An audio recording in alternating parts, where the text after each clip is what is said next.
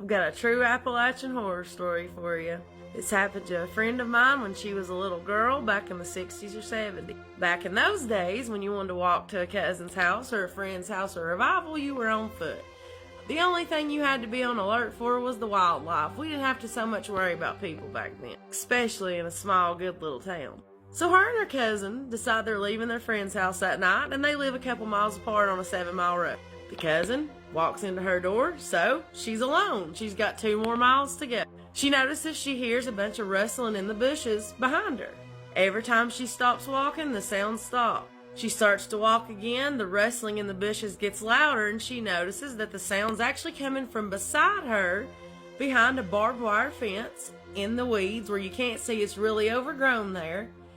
And she caught a glimpse of what she said looked like white, long fur.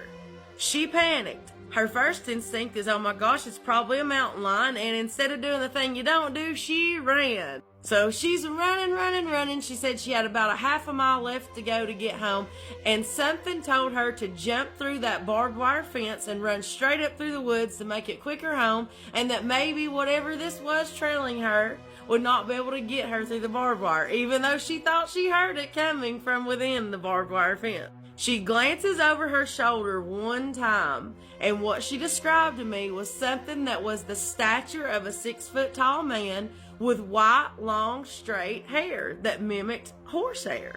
She gets inside, she tells her parents exactly what she saw. Her mom is acting like she's just crazy, but her daddy is taking in everything she says. He goes and grabs a shotgun, and it scares her a little bit because he's heading to the door. She said she knew in that moment her daddy knew what she was talking about, and she had heard rumors of the old men sitting around talking about some kind of creature. Her daddy goes and gets his cousin next door. They go through the woods with shotguns.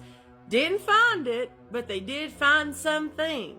They came back in the house that night, 2 hours later, with a handful of strands of white hair that mimicked what looks like horse mane hair. They took this hair and they put it in a sandwich bag. They showed everyone around. Tails started flying.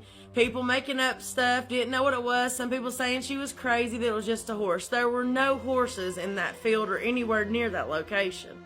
Fast forward about 20 years, she decides when she's up in her 30s that she is going to have this tested. She asked her mom for the bag. Her mom still had the bag with the hair in it. She has it sent in to TWRA, if I'm not mistaken, and they got a testing result back. It came back as an unknown species with a small percentage of ape and coyote.